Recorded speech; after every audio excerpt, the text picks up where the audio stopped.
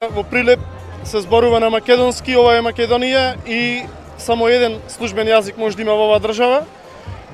За стопирање на двојазичноста, значи поддршка за претседателот да не го потпишува указо, ние стоиме зад него, Македонија останува унитарна и со еден службен јазик. Нашиот јазик се брише, албанскиот доаѓа на чело.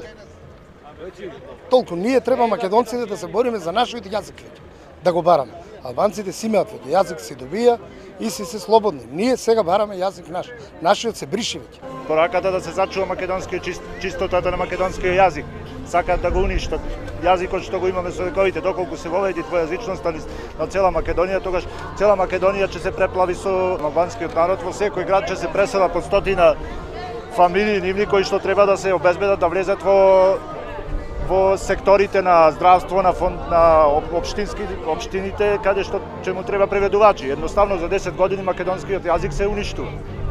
И порака да целиот македонски народ се повикува да се собери, да најдеме начин да се спаси македонскиот јазик. И ако продолжи вака, од македонците повеќе нема да остане ништо.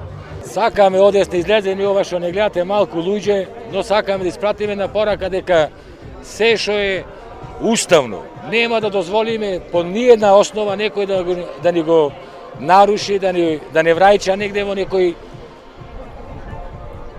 нивни филмови, да речам така, и што е основно овој закон за двојазичност никако не сме да биде. Некому кому значи, нека си го тера во таа држава таму кај што се зборува. И по сите параметри, ене ги веќе објавени се, не се ни 20%, не се ни 15%.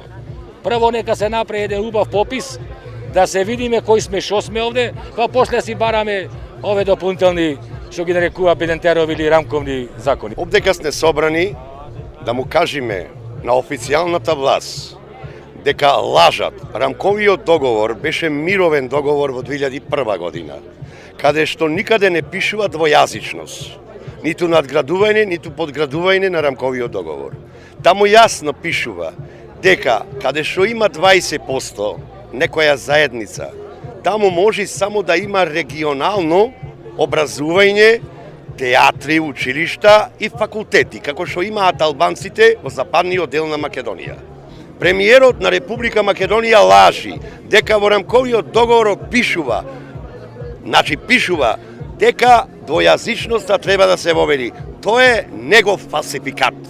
Зошто? За да обстани со оние албански пратеници на власт, затоа што тој досега нема донесено никакви странски инвестиции, нема реформирано никакви предпријатија што ги запусти Бранко Црвенковски компанија, тој денеска со албанските гласови ја албанизира Македонија.